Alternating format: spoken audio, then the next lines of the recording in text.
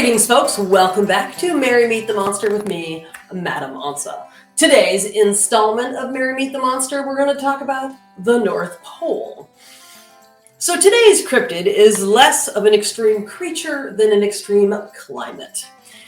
It seems that judgy, all-seeing good guys and bad guys favor extreme climates. Supervillains with their volcano fortresses, gods and goddesses in their celestial palaces. Nothing says power like a crazy location.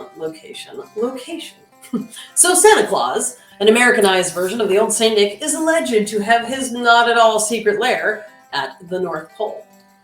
But the North Pole is much more, well, ambiguous than you might imagine.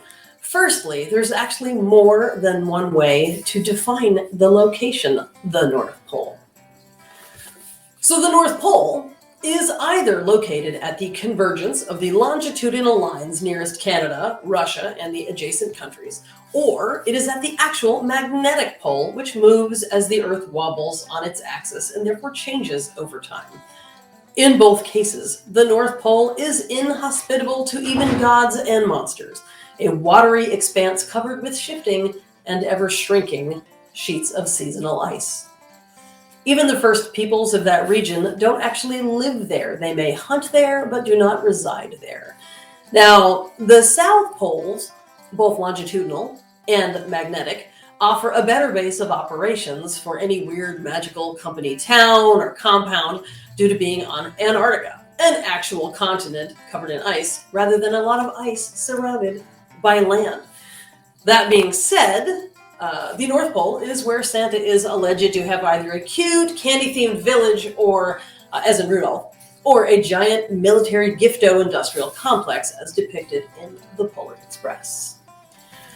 In contrast to Santa's snowy domain, Krampus allegedly takes bad kids away in his basket to an extremely hot place, described in some stories as maybe hell or maybe Spain.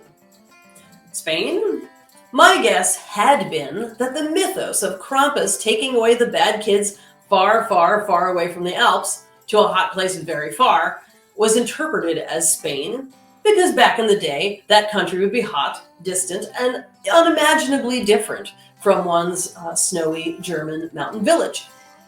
But I want to say it has been suggested to me that this notion of being taken away to Spain as a bad thing may date from the centuries when those lands were controlled by Muslims.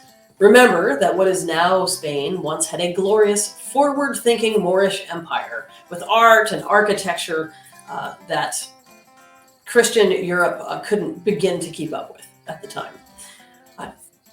If so, this Spain business may actually be anti-Muslim propaganda. However, I, for one, would love to go to Moorish Spain, and I would not like to go to hell. So I would love to see further documentation on this point in either case. It's just the kind of nerd that I am. Come back tomorrow and we'll see what other weird weeds we can get lost in as we find out what cryptid lies behind the next door.